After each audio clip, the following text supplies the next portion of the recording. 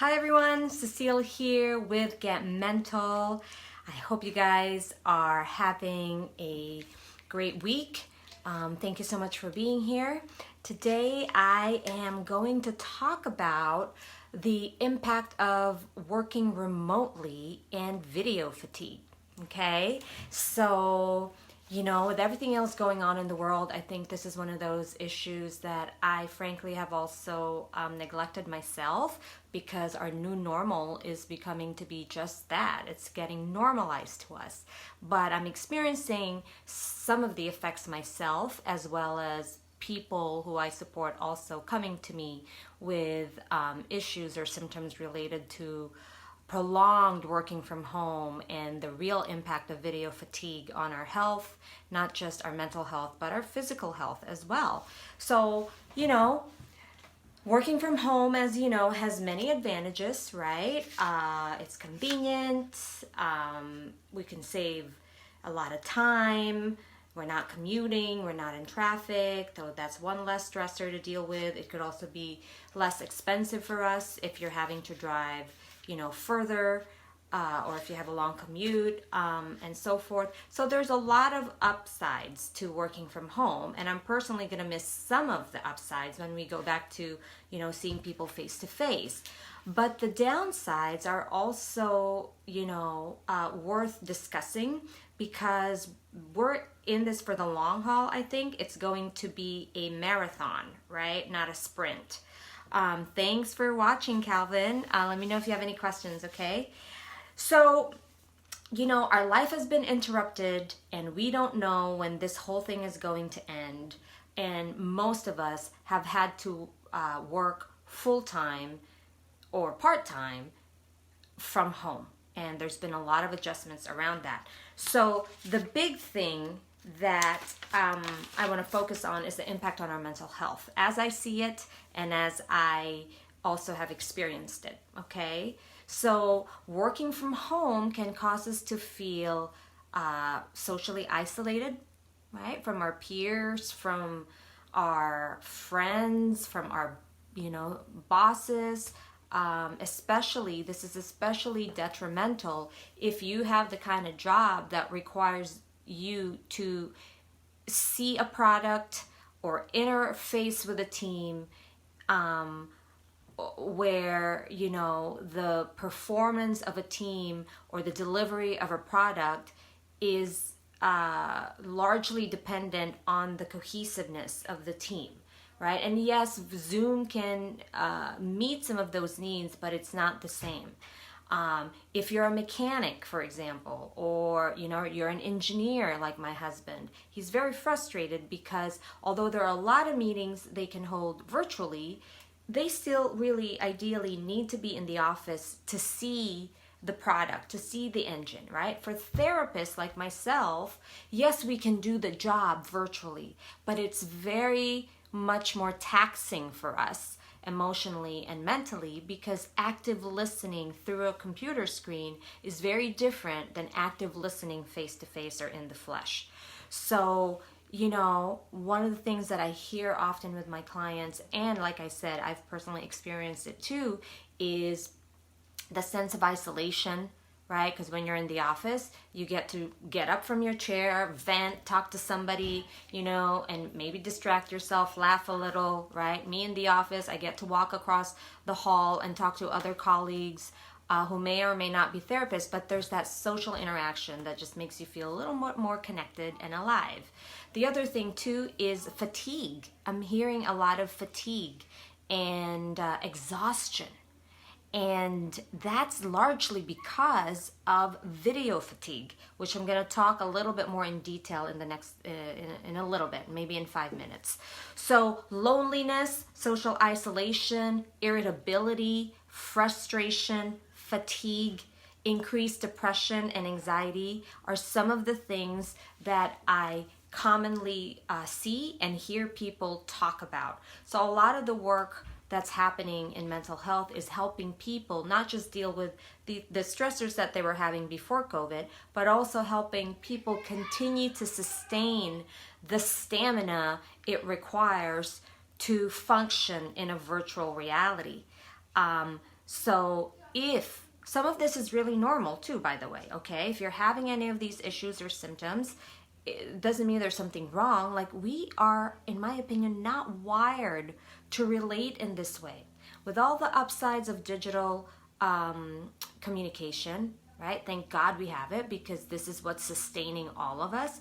But I don't think this is a long-term solution, because I do not believe, and I think a lot of scientists would agree with this, that we're wired to relate in this way, especially in the long term. And it's going to make more sense when I talk about video fatigue, okay? But I just want to summarize again some of the mental health impact of working from home: loneliness, social isolation, increased irritability, frustration, fatigue, feelings of disconnection, depression, anxiety, exhaustion, and, just not wanting to do much after work because you're so tired. So if you think about it, that's really not a good combination of symptoms. So for some of us, we might be able to cope with that and find ways, creative ways to mitigate some of the inevitable, okay, impact of working from home. And for some of us, it might be that it gets worse and it starts to worsen pre-existing mental health conditions, or it creates new mental health conditions. So if you are needing some help and support in this, if you're experiencing chronic symptoms, if you're feeling hopeless and helpless, if you're starting to go kind of into a dark hole, don't wait till it gets worse. That's already, a big kind of concern. And there is help and support available for you. So contact your local therapist. If you're in California, think of us, transcendtherapyca.com. And yeah, that's that. So I want to move into video fatigue, okay? Because I do believe this is the primary reason why we're feeling so tired, not just because we're in a pandemic, but because of these devices that we're constantly on. So research is starting to show, because this is kind of a fairly new phenomenon for us, that video fatigue is actually really, really, really taxing on our brain and our bodies, okay?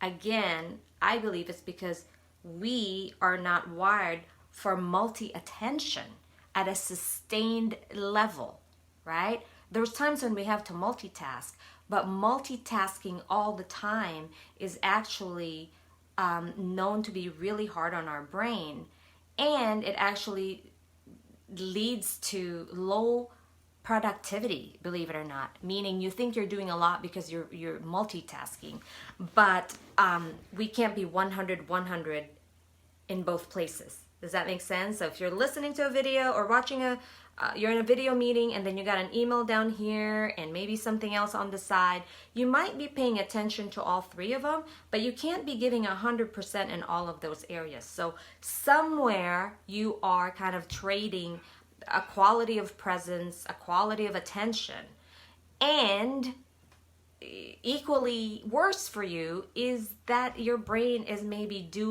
working harder than it needs to, all for the sake of you multitasking, right? I also believe it creates distractibility. It's like it's, kind of creating kind of a pseudo ADD culture for us, because we're constantly like being pulled in so many different directions. Even if you're just watching TV, for example, you got somebody talking, then you got the scroll, down the bottom, then sometimes you have a pop-up on the side and you're like, whoa, that's a lot, right? So research is showing that this is actually not good for us. We're working harder to be more present.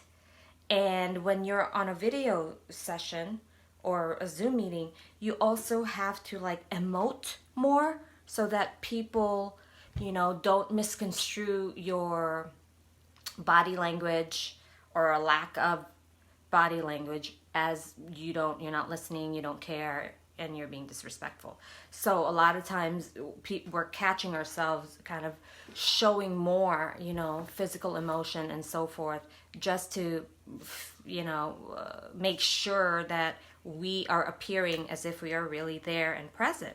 And so that, again, right, is not something we would have needed to do if we were in a meeting, in a conference room with other people, right? And if you're in a meeting with other people in the flesh, you could like look away, you could look at the window. There's all these kind of moments of relief and reprieve for our system that we don't get to have when we are in a video conference or in a one-on-one session. Like for me, for example, right? Active listening is hard enough, meaning it requires a lot of emotional energy to be present, you know, and in the flesh, that's hard enough. And then when you do it on video, it's almost like it's double the amount because you want to make sure that you are being felt across the screen, kind of like this talk I'm doing, you know. So again, it's harder for us to relate on the screen versus in person, generally speaking, okay? And again, we are not wired to multitask constantly and, you know, to be gazing one way all the time. That's actually a very important point when I was doing my research, because when you think about it, when you're talking to a person in the office or face to face, you're not constantly staring at their eyes, right? You're not doing this. But when we're on a video screen, we're doing this most often than not, because you can't be talking like this, right? It just wouldn't work. So this kind of eye gazing is what they call it. Again, requires a lot of mental energy, and you know, it's just not something that I think is in the long term going to be really good for us. So I want to talk about solutions, okay? The other thing before I talk about solutions is, I think as well, like video sessions require that we're sitting most of the time. So that's another negative. So we get double negatives with this digital communication. The multitasking involved in constantly talking through a screen. And the second negative is sitting while you're doing it. Whereas if you're in the office or if you're somewhere else, you could be walking and talking, right? You could be moving around, having lunch with somebody, a working lunch with somebody. There's so many creative ways to kind of get the work done when you have people in the flesh. So what do we do about this, right? Because it's not all bad. So what do we do about this so we can make this work for us? So I am always a believer in moderation, okay? If you haven't noticed this about me, I am not a proponent of all or nothing thinking in any part of my life. So moderation, okay, and balance as much as you can strike it. So what does that look like in a digital environment? One thing you guys can do is see if you can select the meetings that truly require for the video to be on, right? And then select the meetings where phone conversations are appropriate, or where you can turn your camera off so that your brain can have a bit of a break and it can operate on a lower level of wattage, so to speak, versus being always at 90 or 100 when you have somebody kind of looking at you, you know, through a screen, right? So those are some practical ways to kind of start to mitigate the impact of video fatigue. See which ones you can do over the phone and which meetings you can turn the camera off, okay? Secondly, my suggestion is if you have a lot of these kind of distractions on the screen, if they're not urgent, practice turning it off or turning some of it off. And I know for me, I have to practice that too, because it's easy to get so distracted with all the pings and the pongs, and you think you're being productive by, you know, doing them all at once. But again, you know, when I'm mindful and aware enough, and I remember that it's not really good for me, and this is not urgent, this is just habit, turning it off actually, you can start to feel a sense of calmness, you know, and you can be more present with what is happening and feel good about your performance at this particular meeting or whatever it is, presentation, because you are more present, okay? And a lot of times it's also a practice in general just to be more present. And that's another conversation, because that's really hard for a lot of us, especially Americans, because our culture is go, go, go, go, go, do, accomplish, accomplish, accomplish, check the list, check the list. So that's another conversation. But in general, that's better for our mental health when we are present more often than not, okay? And one of my favorite teachers that I always mention, Miss Tara Brock, she talks about this and she describes it as we're always on our way somewhere else. We're never fully arrived in a moment, right? Just really want to slow that down. I want you guys to take that in. We are always on our way somewhere else mentally. And it's hard for us to fully arrive in this moment. And there's a price to pay when we make that a lifestyle or a habit. And so to apply that back to the subject of video fatigue, that's what's happening, is our brain can never really just relax into this space because it's on its way somewhere else. So it's working harder than it needs to. And so when we take away some of the distraction, it just helps our brain go, oh, I can just focus on one thing.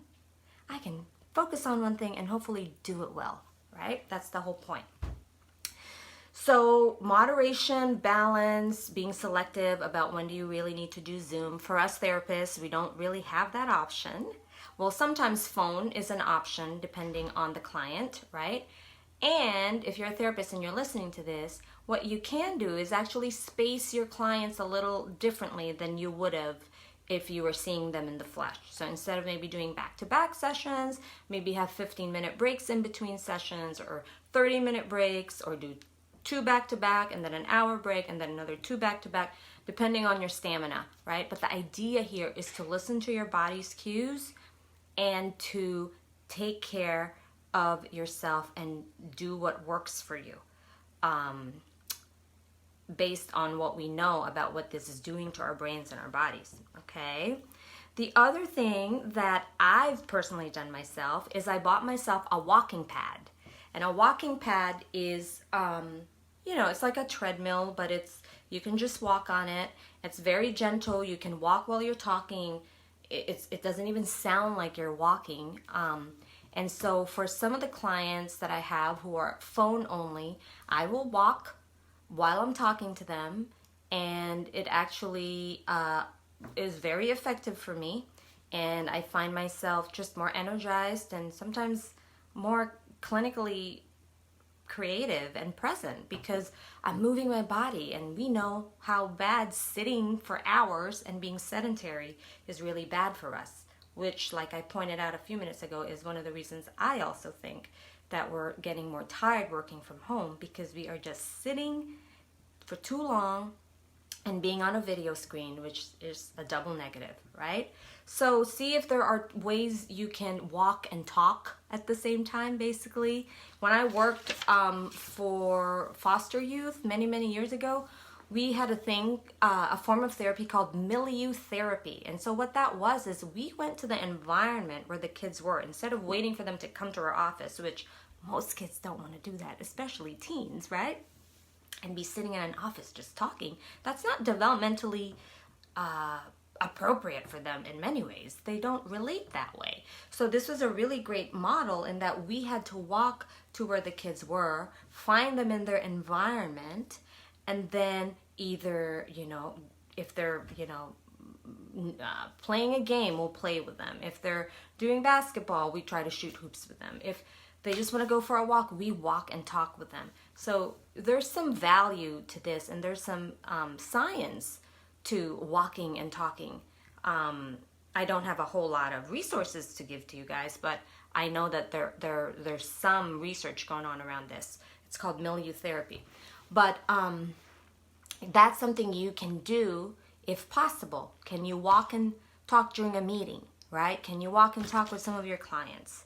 Can you do like 15-20 minutes of yoga or a gentle walk during your lunch break? Okay, which, by the way, brings me to my next point.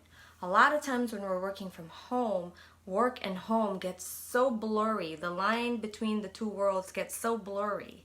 And more people are actually saying that they're working more now that they're working from home, because it's harder for them to set boundaries with themselves and to delineate what's work time and what's, my time. And so you have to be really cognizant of how many hours you're putting in and why, if it's more than the expected. And I know some companies kind of like turn a blind eye on that, right? But you can still take charge of your time and your energy and see if you can schedule breaks and lunch breaks. I have to remind my husband that all the time too. It's like, hey, have you had lunch? Oh no, I'll do it at this time. And so it gets kind of hard to commit to self-care when you're constantly changing some of these things. So structure is one of the key things that I recommend. And again, being creative about, when to do the email, when to do the phone, and when to do the actual video meetings, because not all meetings need to have the video on, in my opinion. And see if you can advocate for that and talk to your bosses about it, okay? And going for walks and little gentle exercises or stretches in between. I personally do that, especially when I was in the office seeing clients. I have a yoga mat, and I will do the yoga mat. I will use my yoga mat, 15 or 10 minutes before a session begins, and just make sure I'm stretching my body, because sitting for hours is just hard on your body. So I'm going to read some of the other recommendations from the American Psychiatric Association, APA, and they have a segment called Center for Workplace Mental Health. Center for Workplace Mental Health. And so some of the things they've said here is keep a regular schedule. Okay, so kind of similar to what I was talking about, having a lunch schedule, a set lunch schedule if possible, a set time for breaks, just so you can commit to it, is usually better than kind of winging it on the daily. It's harder for people to stick to that self-care if it's not built into your life. You got to kind of bake it into your day. The other thing they say is keep your immune system strong. So back to basics: sleep, nutrition, exercise, and taking vitamins, especially when we're stressed. It depletes us of a lot of vitamin B's. And so it's good to take a lot of vitamin B's and C's, especially when we are stressed out. Stay informed, which we already know, to do that. Limit your media consumption and set boundaries on your work schedules. A lot of this stuff I actually already talked about. So we're on the same page, right? Me and APA. Just kidding. And then the one thing they have here is distract and redirect. Basically, that's where taking a break can be really helpful, and just kind of distract yourself from the issues that you're holding on to or stressed out about. And I know it's not easy to do that, because when we're stressed, it's like, we're more attached to the problem when we're stressed, right? And so this doesn't mean ignoring the problem. It just means taking a break from it, clearing your head, trusting you're going to go back to the issue in 15 or 20 minutes, but just giving yourself permission to let go of it temporarily, so that when you come back, you're feeling more refreshed and hopefully will feel more energized to tackle the problem. So these are small yet powerful ways that you can sustain yourself during this unknown deadline that we're all working towards, meaning we all want it to end, except the deadline is unknown, right? So it's going to be a marathon, not a sprint. And it's going to be survival of the people who are taking care of themselves. So I hope you guys found this helpful. The reason I wanted to do this, like I said, is because I'm experiencing it myself, and a lot of people I support are coming to me with all of these, working from home related stress. And I just wanted to normalize it and validate you guys that the struggle is real. A lot of our responses and reactions are normal, but see where you can create more balance for yourself. Kind of look at the ways in which you are moving through the day and see if you can implement some of the suggestions that were made here today, because I do believe if you do make some of this a habit and you make some of these small changes, you're gonna feel the difference and you're gonna feel a lot better. Okay, so that's it, you guys. Thank you as always for watching. If you have any questions about future topics, please let me know. I really want Get Mental to be meaningful and applicable and relevant to you. And again, like I always say, be well, be gentle, get mental, because we all have issues. Bye for now.